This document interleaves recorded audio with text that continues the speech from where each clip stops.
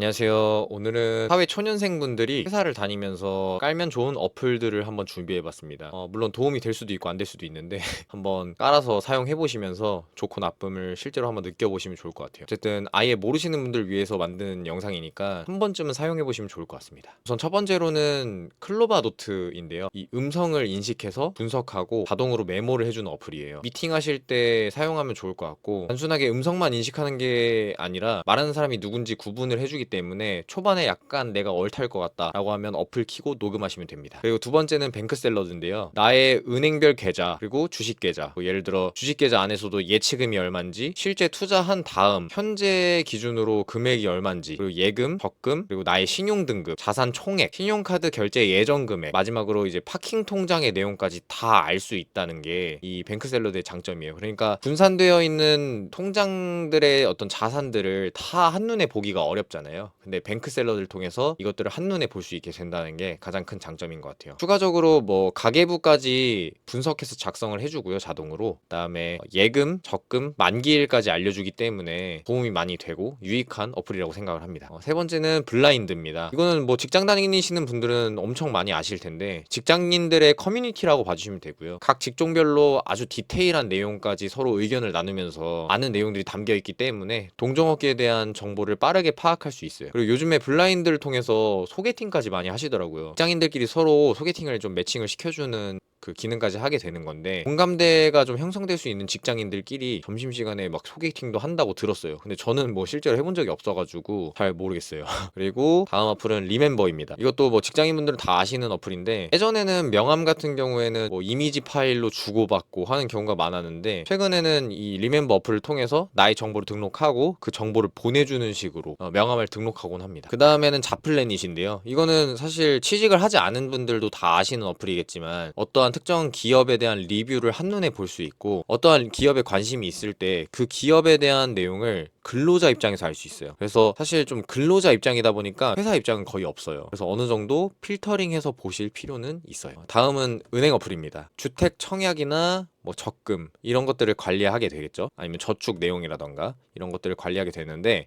직장인들이 돈 관리가 진짜 중요해요. 이게 많이 벌어도 많이 쓰는 사람들은 돈을 못 모으거든요. 제가 생각하기에는 첫 달 월급, 내가 이제부터 벌기 시작했는데 나는 안 모을 거다 하고 다 쓰는 것도 좋은데, 차라리 100%다 써버리는 것보다는 그래도 월급 받은 첫 달에는 한 10만 원 정도 좀 적은 금액으로 저축을 하고, 여유가 되면은 30만 원, 50만 원, 뭐 제대로 모을 수 있을 때는 80만 원, 100만 원 이렇게 늘려가는 게 좋은 것 같아요. 아예 안 모으는 것보다는. 그리고 그중 10만 원은 무조건 주택 청약을 드세요. 이유는 뭐 다음에 영상에서 한번 다뤄보도록 할 텐데요. 청약을 안 넣을 건데? 라고 생각하시는 분들도 그냥 청약 드세요. 지금 생각과 나중 생각이 다를 수도 있고, 나중되어서 청약을 안 넣는 것과 못 넣는 것은 차이가 매우 크거든요. 어쨌든 은행 어플이 있어야 내 돈의 흐름을 알 수 있어요. 카카오페이로 송금하면 되지, 이거는 모든 흐름을 알 수 없다라고 생각을 해요. 다음 어플은 숨고와 크몽입니다. 숨고는 숨은 고수의 줄임말이에요. 그래서 어떤 재능에 대해서 돈을 지불하고 배울 수 있는 어플이에요. 크몽은 내 힘으로 처리할 수 없는 부분에서 뭔가 외주를 준다거나 할 때 사용할 수 있는 어플이고, 일단은 숨고부터 말씀드리면, 내가 일하면서 더 배워야 할 부분을 검색해 보시면 정말 견적서가 많이 날라오게 되거든요.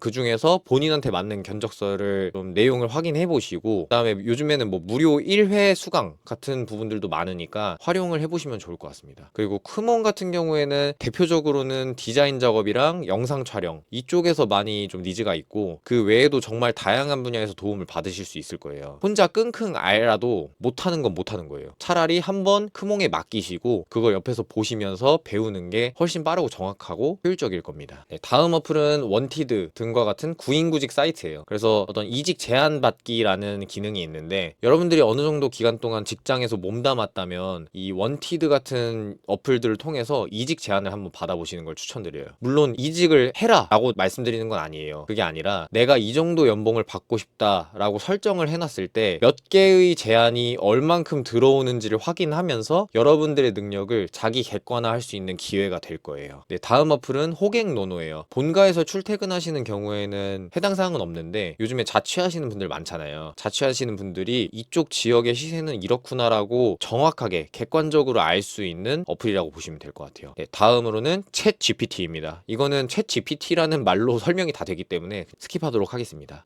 마지막으로는 밀리의 서재 어플입니다. 핸드폰으로 책을 볼 수 있는 어플이고, 직장을 다니다 보면 회사에서는 일을 하는데 집중하면서 모든 에너지를 쓰게 돼요. 퇴근 후에는 휴식을 하는 경우가 대부분일 텐데요. 하지만 독서하는 시간을 가지는 건 매우 중요해요. 독서에는 취미 없다, 보면 뭐 나아지냐, 재미없다, 나는 내 생각대로 살 거다, 이런 독서를 안 해야 하는 이유는 머릿속에 정말 많으실 텐데요. 우선 독서에 취미가 없으면 진짜 좋아하는 분야의 책을 읽으면서 흥미를 한번 느껴보세요. 도움이 되지 않아도, 유익하지 않아도 됩니다. 그냥 읽는다는 것에 대한 재미를 한번 느껴보세요. 그리고 흥미가 붙으면 그 다음에는 도움이 되는 책을 읽어보세요. 정보성 도서, 그리고 자기계발서적, 뭐 어떤 거여도 상관이 없어요. 자기계발서적을 생각하면 책을 읽기 전에 이렇게 생각이 들어요. 그건 성공한 사람들이 하는 그냥 좋은 말이잖아. 저도 그렇게 생각했을 때가 있어요. 결과적으로 이 사람들이 성공했으니까 이런 얘기를 하는 거지, 이렇게 한다고 해서 성공하는 법은 없지 않느냐고. 근데 책을 읽을 때 이 사람의 생각에 100% 공감하고 이 사람의 말을 다 들으라는 게 아니고, 이 사람이 쓴 내용 중에서 하나라도 나한테 도움이 될 것 같은 내용만 받아들이시면 돼요. 책에서는 내가 생각하지 못했던 아이디어들이 굉장히 많아요. 책의 종류가 무엇이든 간에 일단 읽는 것부터 시작하세요. 그리고 전자책은 종이책을 구매하는 것보다 훨씬 더 가성비가 좋아요, 일단. 그래서 종이책을 읽는다는 그런 감성이 좀 부족할 뿐이지, 그걸 제외하면, 그리고 책을 읽는다는 본질에 집중하게 되면 설치를 안 할 이유가 없는 어플이에요. 자, 오늘은 이렇게 다양한 어플을 알아보았어요. 저도 어플들을 굉장히 세세하게 다 알지는 못해요. 기본적인 부분만 한번 제가 사용해봤을 때 좋다고 생각되어서 추천드린 거니까, 만약에 더 딥하게 궁금한 내용이 있다면